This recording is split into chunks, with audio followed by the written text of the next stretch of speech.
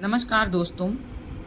आयोग द्वारा official answer की यूपीपीसीएस की आ चुकी है प्री की।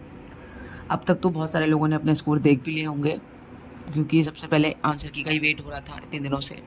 और अगर आपने अभी तक नहीं देखा और आपको निकालने में कोई भी दिक्कत आ रही है, तो number of right question count कीजिए, number of wrong question count कीजिए।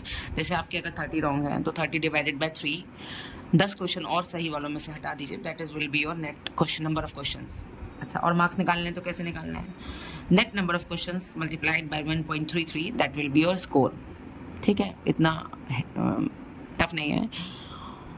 सबसे बड़ी बात कि इस आंसर की के बाद ना सबसे हैक्टिक है आंसर्स को मैच कर पाना। हाँ, हैक्टिक था, मतलब it is taking a time. कि आप पहले तो क्या होता था, ABCD आता था और आप मिला लेते थे कि आपका सेट है और ये आंसर की है। अभी क्या हो रहा है, आपका कौन सा क्वेश्चन है, इधर है उधर है, सारा मतलब बहुत टाइम टेकिंग प्रोसेस है ये। लेकिन ठीक है, चलो हो गया, कर लिया। ज़्यादा टाइम तो था नहीं और कर भी क्या रहे थे ऐसा जो निकाल नहीं पा रहे थे। रही बात अब क्या करना चाहिए, अब कट ऑफ पे क्या असर पड़ेगा। देखिए, सबके मार्क्स थोड़े थोड़े कम हुए होंगे, बिल्कुल कम हुए होंगे, क्योंकि जैसे स्टेटमेंट एजर्शन वाले जो रीज़न वाले हैं उसमें एक आध क्वेश्चन आयोग ने बदल दिया है, नॉट मान लिया है।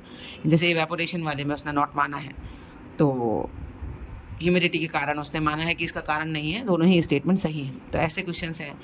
और कुछ लोगों के और भी घटे बड़े होंगे। मुझे जहाँ तक लगता है ओवरऑल नंबर ऑफ क्वेश्चन कम हुए होंगे ऑफिशियल आंसर की के बाद।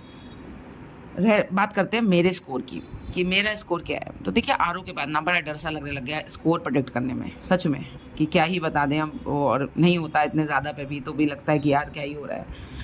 लेकिन फिर भी it's a part of journey, fail pass लगा रहेगा। अगर होता है तो I will tell you on this channel only, नहीं होता है तो भी मैं आपको बताऊंगी, आप सबसे शेयर करूंगी। कहाँ जाएंगे भागकर, जब शेयर करना ही है इन्फॉर्मेशन तो आज नहीं तो कल पता चलना ही है।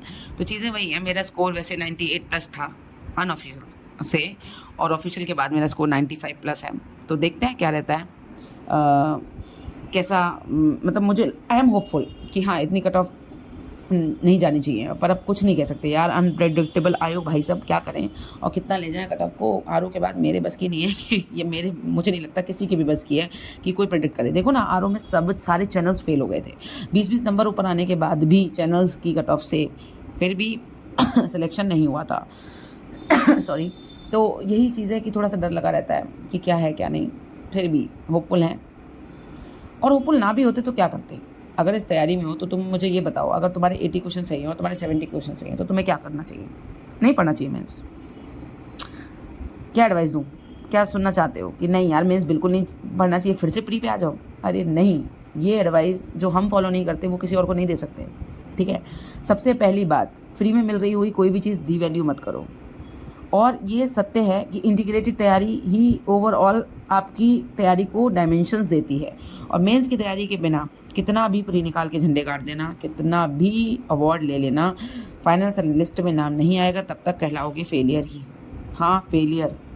हाँ, वही फेलियर जो प्री के बाद होता है, जो मेंस के बाद होता है, और जो फिर इंटरव्यू के बाद फिर से आ जाता है। इन सब में अंतर क्या होता है? बस आपसे थोड़ा सा आगे, प्री वाले से मेंस वाला आगे, मेंस वाले से इंटरव्यू वाला आगे, थोड़ा थोड़ा थोड़ा थोड़ा आगे, बस खत्म, कहानी यहीं तक है। लेकिन फाइनल लिस्ट में नाम नहीं है ना, तो ईयर्स ऑफ जर्नी बेकार चली जाएगी। वैल्यू और टाइम, वैल्यू करो टाइम की। ये अगर सही समय पे समझ में आ गया कि नहीं मेंस रेडी होना ही पड़ेगा और इसके अलावा कोई ऑप्शन नहीं है। मुझे पता है प्री से, जब प्री निकलता है तब मेंस जो आप करते हो तैयार, और नहीं निकलता है तब उसमें अंतर होता है। बिल्कुल सही है, अंतर होता है। आपका प्री नहीं निकला, आपको फायर नहीं मिलेगा मेंस तैयार करने का। आपको अंदर से लगेगा ही नहीं कि यार मेंस के लिए हमें तैयारी करनी चाहिए, क्या पढ़े और क्यों इतनी मगजमारी करें। लेकिन यकीन मानो, वही मगजमारी, वही ब्रेनस्टॉर्मिंग आपको पहुंचाएगी फाइनल लिस्ट में। इस बार नहीं हुआ, अगले साल का प्री नहीं दोगे? नहीं करना है, मतलब क्या करना चाहते हो?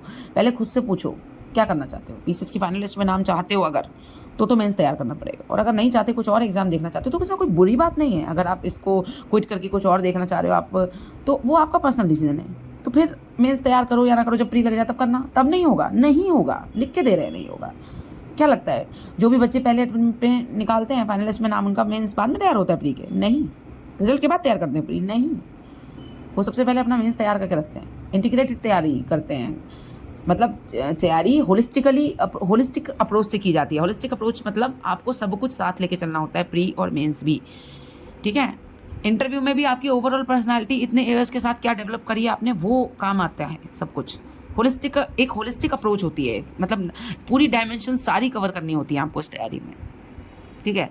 तो अगर नंबर ऑफ क्वेश्चंस कम है मान लो इस साल, तो अगले साल नहीं देना हो तब तो मत करना, तब तो छोड़ देना, कोई दिक्कत नहीं। जब छोड़ ही रहे हो तो फिर मेंस क्यों तैयार करना है। लेकिन अगर कहीं से भी अगले साल प्री देने बैठ रहे हो और इसके अलावा तुम, जैसे मेरे पास तो कोई ऑप्शन नहीं है, मुझे तो करना ही है, नहीं भी होगा तो भी मैं फिर से गिरती हूँ संभलती हूँ। मैं बहुत साल हो गए मुझे गिरते संभलते हुए, मैंने मेंस लिखा उसमें भी गिरे, कितने सारे मेंस फेल हुए और क्या क्या किया, लेकिन फिर से उठ के खड़े होने के अलावा मेरे पास कोई ऑप्शन नहीं है।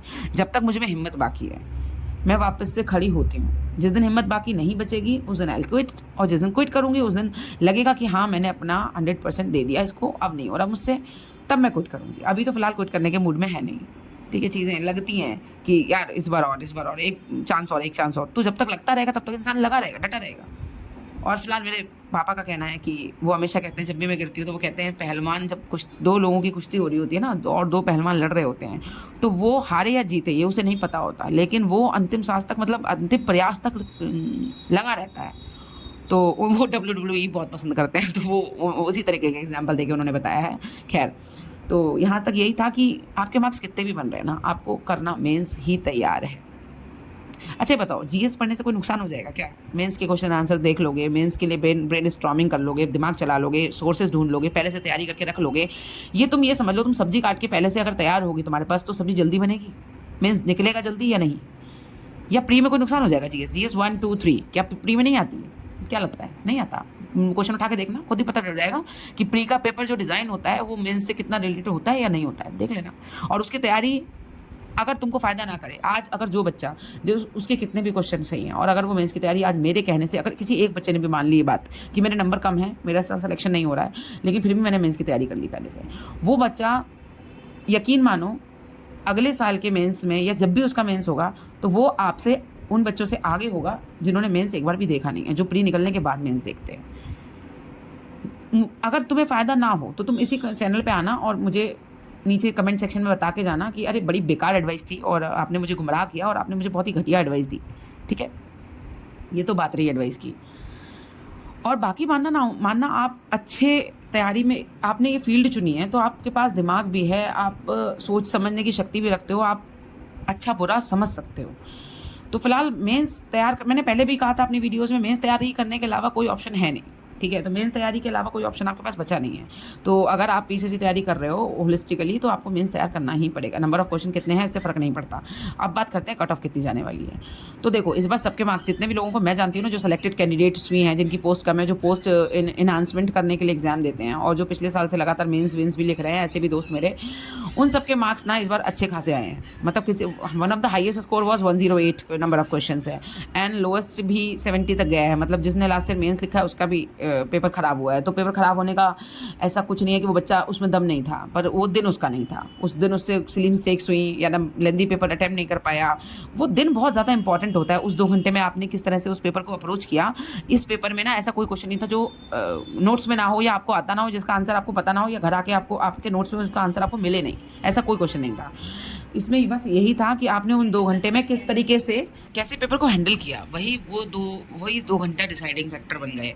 और कितना टाइम कम था और कैसे लेंदी पेपर आपने मैनेज किया, लास्ट के मोमेंट पे गोला OMR भरने में कोई गलती तो नहीं की। बहुत सारी चीज़ें, इसलिए मिस्टेक मुझसे भी हुई हैं, नो डाउट, अच्छी खासी, मतलब 2-3 करके आई हूँ। गोला भरने में भी एक आध गलती करके आई हूँ, श्योर, जिसका पता था आंसर की यही है उसमें भी गोला में गलती हो गई। लेकिन ह्यूमन एरर है, उसको आप मिनिमाइज़ कर सकते हो, ख़त्म नहीं कर पा रहे हो।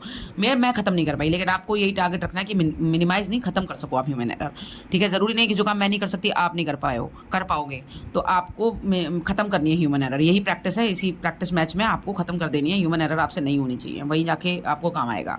तो ओवरऑल यही है। आप लोग बताइए मुझे कमेंट सेक्शन में आपका स्कोर कितना है, आपको क्या दिक्कत है, क्या चीज़ें आपको लग रही हैं, आप मुझे कमेंट सेक्शन में बताइएगा। जो भी एडवाइस आपको चाहिए या जो भी चीज़ें आप जानना चाहते हो मुझसे और कुछ इस तैयारी से रिलेटेड। तो ओवरऑल मैंने शायद सारे अपनी वीडियोस में एक ही चीज़ कही है कि बी मेंस रेडी। तो मेंस के लिए पहले से तैयार रहने में आपका कोई नुकसान नहीं है, आगे बढ़ना ही आपका एकमात्र उद्देश्य होना चाहिए, बस और बस। बाकी पास फेल तो चलता रहेगा, जो रिजल्ट आएगा आप सबके साथ साझा। बाकी आप सबको wish you a very happy Diwali. सभी को दिवाली का त्यौहार की बहुत बहुत शुभकामनाएं। और आप सब जाइए 2 दिन तो अपने इस बैगेज को उतारिए, इस बोझे को उतार के, और थोड़ा एंजॉय कीजिए त्यौहार। बिकॉज फैमिली के साथ टाइम स्पेंड करना उतना ही ज़रूरी है। ये आपका एक स्ट्रेस रिलीज़र की तरह काम करेगा।